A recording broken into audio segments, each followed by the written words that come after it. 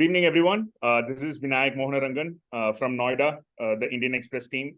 And joining me is Amit Kamath from Mumbai, also part of the Indian Express team, to discuss what has been, I would say, memorable, historic, very, very long day at the Asian Games in Hangzhou. On the medals table, we won 5 medals. India won 5 medals today, but so much more happened that doesn't just capture in those 5 medals that we'll try and run through quickly as we recap the Saturday action from the 19th Asian Games. Hi, Amit. How are you feeling? Oh man, what a day that was. I'm not even sure if it has ended, but for me, I think my body has kind of given up now. I think we are at the stage where we've ended the day. I mean, just for a quick recap of what has happened, we've managed to salvage 2 golds today. We've managed to lose one gold medal and earned a silver instead.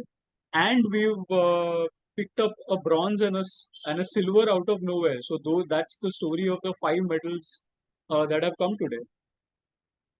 Yeah, and let's start with the gold medals. 2 gold medals. I mean, there is actually only one place to start when we talk about the gold medals.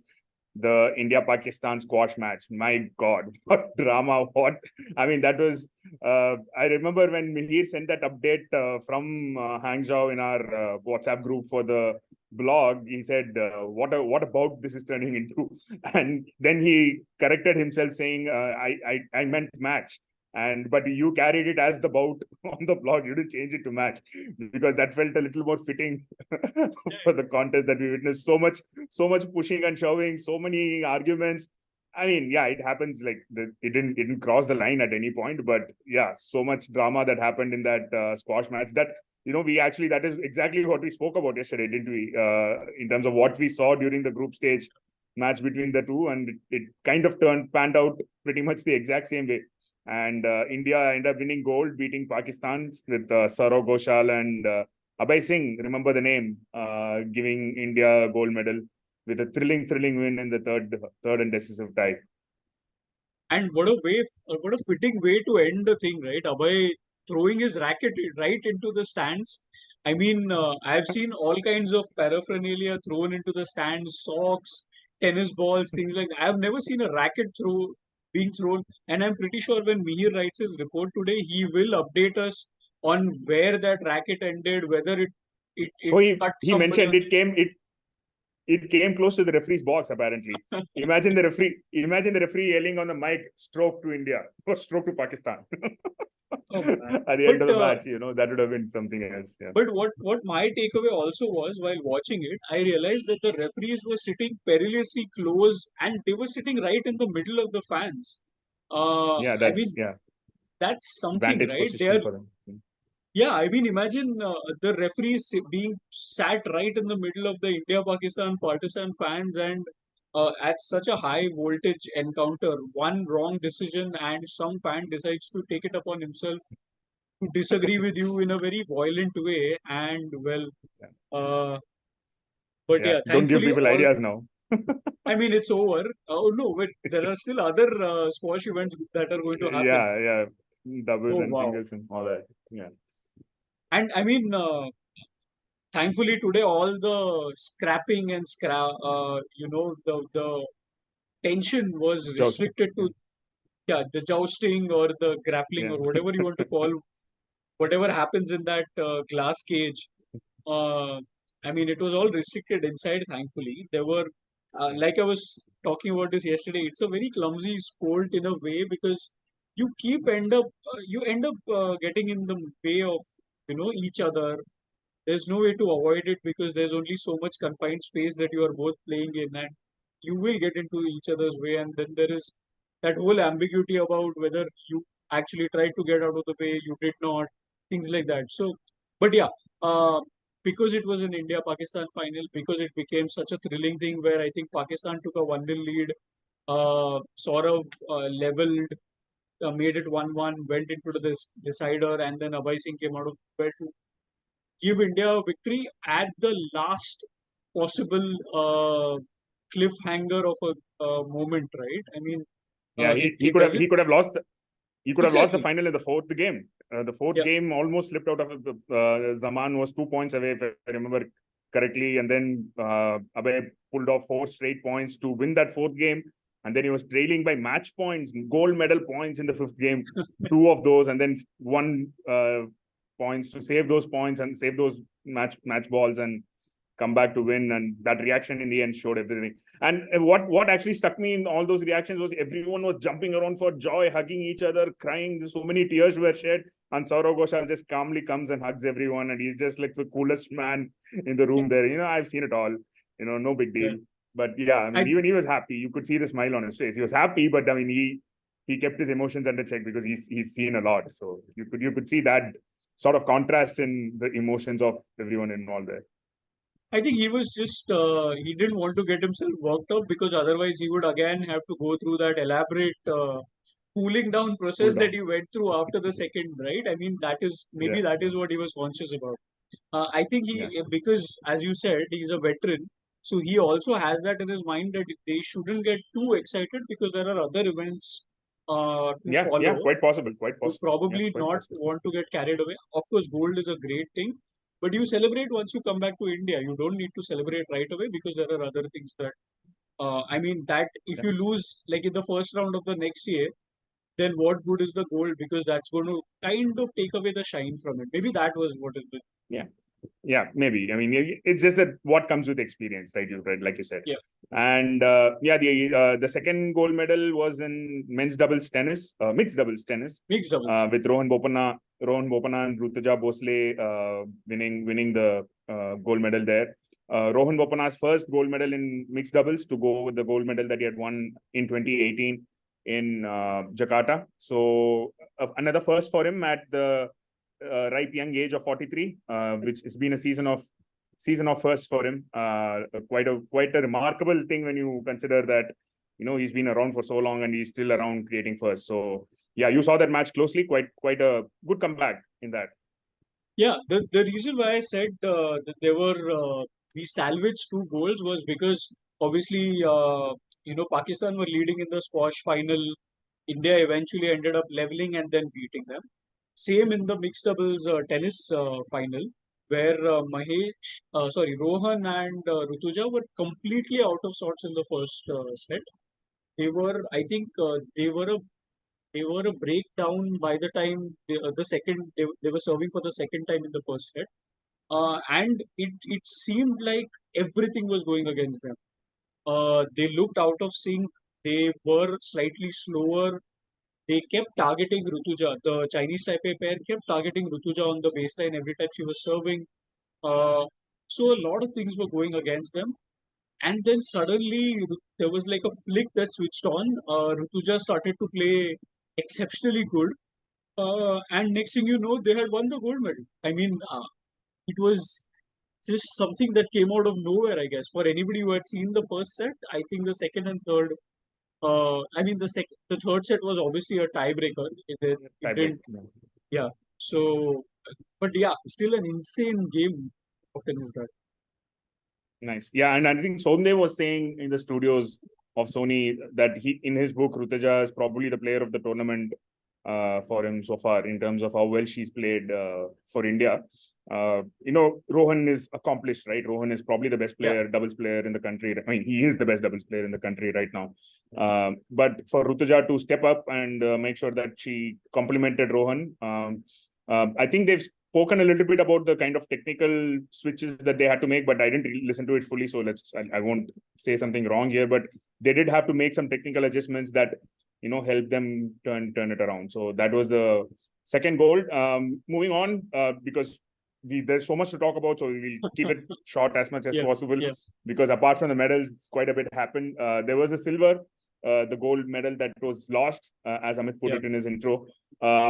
It was a very, very good final, right? I mean, so like you said, it was a gold medal loss, but it was a silver well earned. So we need to be clear about that. It was a high quality final for the most part, where Sarabjot Singh and Divya took on 2 Chinese shooters, pedigree Chinese shooters in the 10-meter air pistol mixed team final.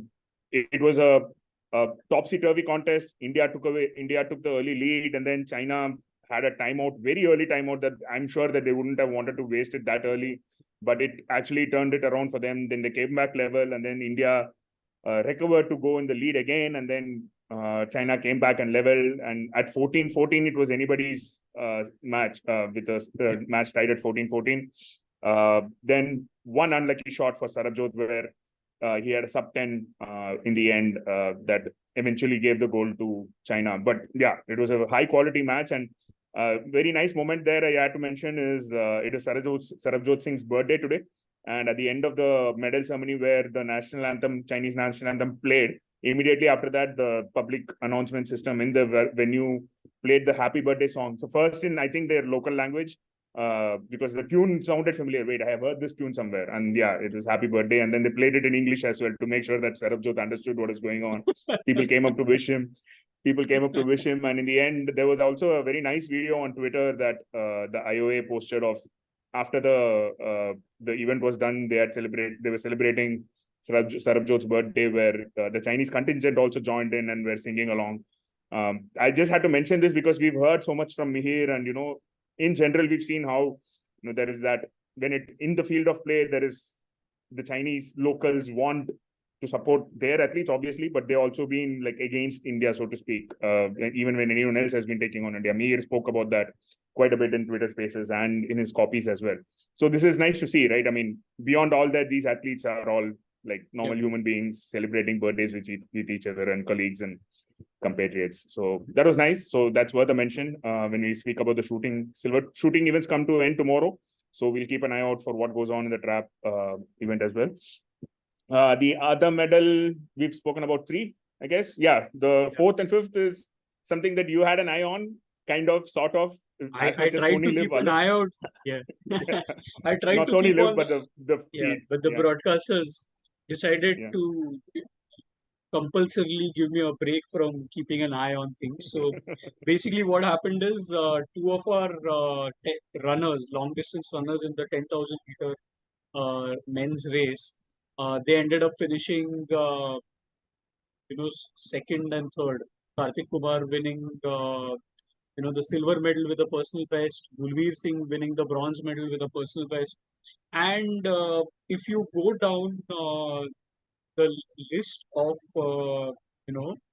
the people finishing, you will see a couple of disqualified and did not finishes. And that we are told is why, because right at the start of the pack, the runners who were running there kind of got tripped between each other, had a fall, and that is why Karthik and Gulveer were able to capitalize on that and race away to bronze and a silver medal.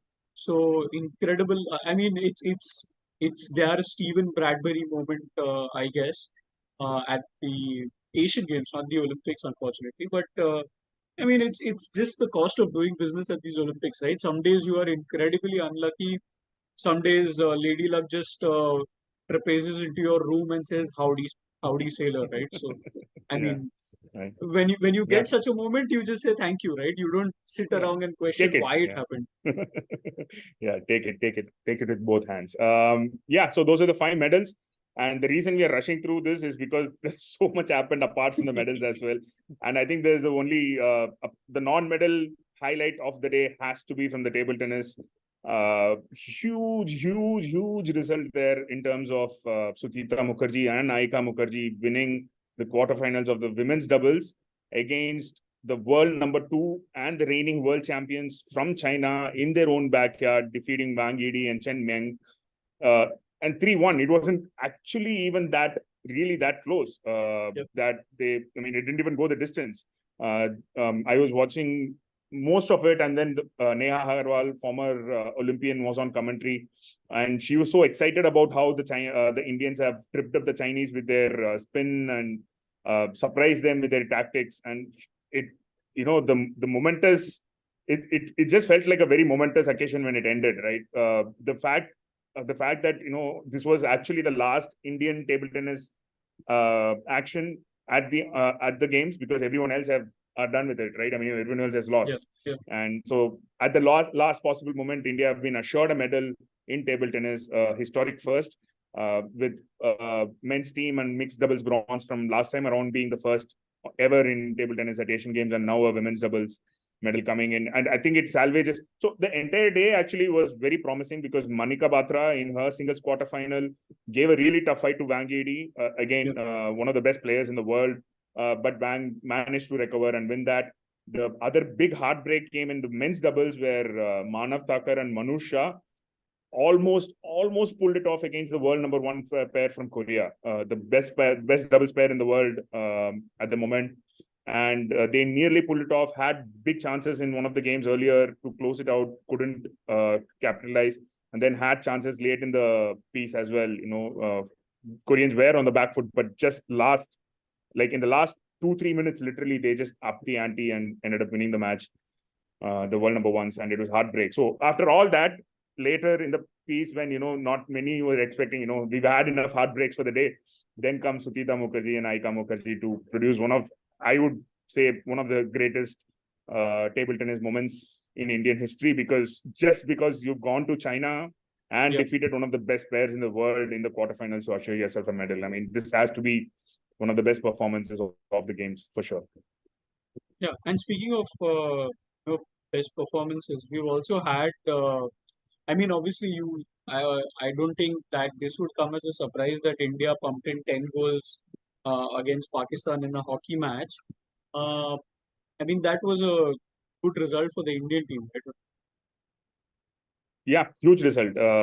Because I mean, we've discussed this already. I mean, India-Pakistan is not exactly like the big rivalry that it used to be, because Pakistan are not exactly world hockey powerhouses anymore. Their struggles are well documented elsewhere, and for them to still concede 10 goals in a match against India, that will hurt, because they were just all over the place. Defensively, they were, Virendra Raskina on commentary said, they're making schoolboy errors, right? They're making, they're giving fouls for trapping high balls without giving the prescribed amount of distance, conceding strokes when they shouldn't be, things like that, and kept conceding penalty corners when they could, defend without that. But yeah, it was from the Pakistan-India rivalry point of view, that was a little disappointing. It's not really close anymore, but for India, it's just a superb result in terms of Harmanpreet Singh scoring 4 goals and a very, very rounded performance there. And yeah, that was very late in the piece. And just before that, or was it just after? I don't remember anymore. The badminton team managed to create history. We've used this word quite a bit today because, I mean, it is historic. For the first time ever in Asian Games badminton, men's any team event in Asian Games, India will be in the final, right? I mean, Asian Games is probably like considered to be one of the main events for badminton. Olympics apart, it's probably the toughest field that is out there. And in that, for the team to make it to the final, they essentially had to play one good match. I mean, the win against Nepal doesn't really count yesterday, but today they were pushed to the limit by Korea. As Shivani had written in the preview, nailed it in the preview, saying, the Korean googly is not going to be easy to face because they have not these very well-known badminton players on the world tour, but they come up to these team events and pull off surprises, right? They have these hidden gems they bring out, especially to the team events, and they just stun people out of nowhere. They defeated Malaysia in the first round. They defeated Indonesia in the second round. Those are two of the biggest badminton team. I mean, especially when it comes to team events, they are powerhouses, men's team events. And then today they showed why, because the 2 doubles matches were quite. Satvik Chirag had their moments, but against the world champions, they struggled. And then Dhruv Kapila didn't stand a chance against even a scratch pairing for the second match. So it came down to singles with Pranoy winning from a game down. And then Lakshya comfortably winning the second. And then Srikanth putting us through a roller coaster in the end, like only he can with his skills. So, yeah. And all that is what mainly, like, in terms of, and there was some good results in boxing too, with Preeti assuring herself a place in Paris. Preeti Pawar in her weight category, and then Lovelina won and is assured a medal in Asian Games, but she has to win one more to earn a Paris quota spot, because in that category there are only 2 quota spaces, so she has to win one more bout. So those were there, and there was also Narendra, I think, one more, who assured himself a medal in the men's. So that was in boxing. Weightlifting, Amit, there was some heartbreak there with Mirabai's injury. There was some there was not just heartbreak, there was like actual injury, I believe, Mirabai. And we're actually waiting on Mihir's story. Hopefully, he will tell us what happened there with because I think I read a report, or I believe Mihir was the one who told us that Mira had to be carried off behind the scenes by the coaches. Uh, so a little bit of and I mean, I have some great memories of Mira also, because I remember last time around at Birmingham, when I was covering the Commonwealth Games, Mira was one of the first athletes to compete for India, eased her way to a gold medal. And what she would do is, after she had sealed the gold medal, every day, every competition that an Indian was there in weightlifting, Right. she would be there in the stands. The whole arena would fall silent, and you would only hear Mirabai Chanu's thin voice shouting, "Chalo, chalo, khicho jor se, chalo, khicho." And I mean, if I was standing there at the podium, tiny person as me, I would still probably be, I would not be able to lift it, but I would still be motivated enough to try a heave at least. Uh, and Yeah, the funnier thing that happened, I mean, this is not related to anything, but then at Birmingham, I had such sweet memories of Mira, because what would happen is I remember this. Yeah. every time fans would come to her, they would hand her their children to hold. Like, she was being handed all sorts of toddlers in all shapes, genders, and it was so comical. I mean, I know that she is a weightlifter, so she has a pair of safe hands, you know that. But I mean, it was something inexplicable. So we really hope that it's just, it's just a minor injury. She recovers, she comes back, she seals her qualification. I hope in time for the Paris cycle, and we really hope Yeah. to see her in future competitions.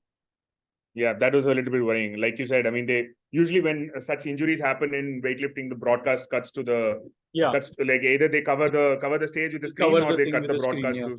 Yeah, today they cut broadcast to the back room where the next athlete was waiting, and then you could see the coaches like a minute later carrying Mira off into the back arena. So yeah, hopefully nothing serious, because it seemed she was injured. She injured herself during the snatch as well. I mean, maybe she came in with the injury. That part we are Yeah, still not yeah, 100% sure. But she did limp off after the third attempt in snatch, which didn't go well. But snatch is not her favorite event anyway. And then I think she thought that she could somehow win a Asian Games medal by just pushing herself to the limit in clean and jerk, where she has yeah. been a world record holder in the past. It's her pet section of the event. And then I think she just pushed it too much. If she did lift the 117, she would have won the bronze, and she doesn't have an Asian Games medal. So maybe that played a part in her decision Yeah. to keep going. But And I Vinayak, hope that it didn't backfire. this is a bit of a trend, right? I mean, at Birmingham, we also saw Sanket Sargar and Jeremy both pick up Yeah, injuries, yeah. but still winning medals, but still injuring themselves in the process. I mean, just pushing. What So I cost, mean, right? yeah. So I mean, I don't That know. this actually reminded a little bit more of Sindhu, huh? In common in Birmingham again, Sindhu did the same She had thing. a She leg played with injury, I believe. the stress fracture that we Yeah, later yeah, knew was a stress fracture. I think she played through a little bit of pain from the quarterfinals onwards, yeah. because I mean CWG is not a big event for badminton, right? But she didn't have a Correct. CWG gold, so she kept pushing herself, and she ended up Yeah, missing the rest of the season, right? So maybe the athletes make peace with such a decision, because I mean they want something so bad that they're ready to give everything. But yeah, yeah, I mean honestly, like Mirabai has had enough injury issues, so hopefully this is not something serious. So yeah, and just to end on a little positive note, I think this is a little somber. It got somber really quickly. yeah, Aditi Ashok is leading by quite a margin in the women's golf individual event. 7-stroke lead at the end of round 3 today. That is, she had 11 under par. I mean, I don't follow golf that much, but 11 under par is a crazy round. After the end of days action, she is comfortably in the lead. She just needs a steady round tomorrow. And I mean, for someone else not to do an Aditi Ashok and go 11 under par. So if she does that, gold medal is on the way in the women's golf, and that will be the first ever golf medal in the women's events. If it that does happen, so that's early in the morning. A little bit of history potentially in the making there. So yeah, something to look forward to. There is a lot more to look forward to. I still haven't actually taken a look at the schedule, so that is still pending for the day. So yeah, but a lot. The badminton final is definitely probably one of the headline events for tomorrow. Absolutely. And well, a lot of sport coming up, not just tomorrow, for the rest of the week as well, because we are now reaching the second phase of the Asian Games where a lot of top stars will be contending for medals. We'll have Lavlina, we'll have Nikhat Zareen, we'll have Neeraj Chopra. All of them vying for medals. Plus, not to mention, all of our shuttlers will be vying individual doubles medals away from the team events. So, lots to look forward to. We'll be back once again tomorrow with this video. We'll obviously have the live blog up and running from morning. That was my shameless plug for the day's video. And yeah, uh, thank you so much for joining us. We hope you had fun, you learned something maybe, and we were able to help you unravel this hectic, crazy day of history making sport. We'll be back tomorrow, guys. Thank you so much. Bye.